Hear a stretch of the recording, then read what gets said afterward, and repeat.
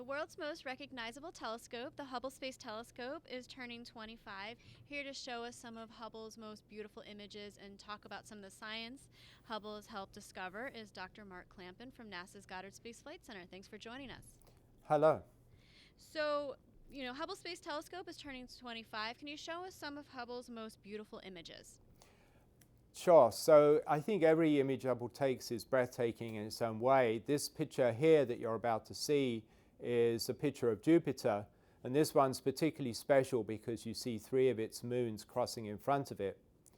This is the Eagle Nebula, which is a big dust cloud, and this is the Cat's Eye Nebula, a planetary nebula.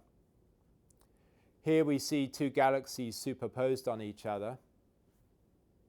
And then this is an image of the Hubble Deep Field showing some very distant galaxies in the universe. And then finally, this is a very active galaxy called M82.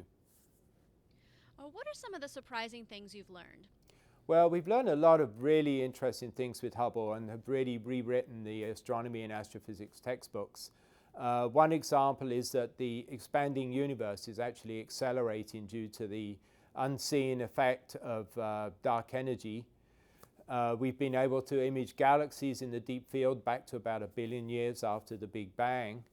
And closer to home, for instance, in our own solar system, we've been able to find that Pluto actually has 5 moons.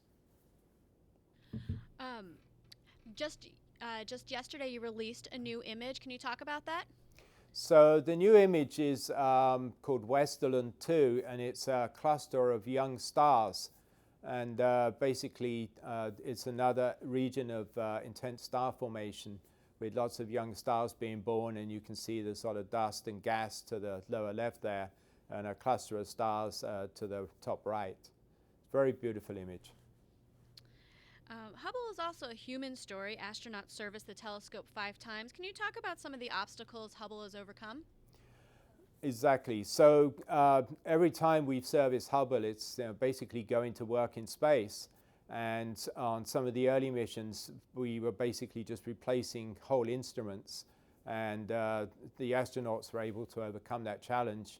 On later servicing missions, they actually had to service the instruments in the bay and take panels off and put in individual circuit boards, which was much, much harder. So the challenges have gotten more and more, and the astronauts have always met them. How has Hubble touched people? So Hubble has touched our culture in a very big way. You see Hubble images everywhere on stamps. You go in bookstores, you see it on book covers. You see Hubble images in museums.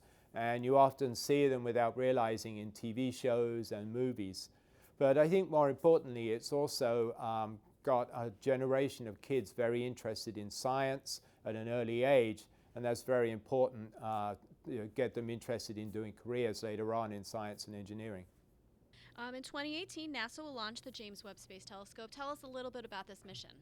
So Webb is the successor to the Hubble Space Telescope, and it basically is an infrared telescope. So Hubble sees invisible light like we do with our eyes.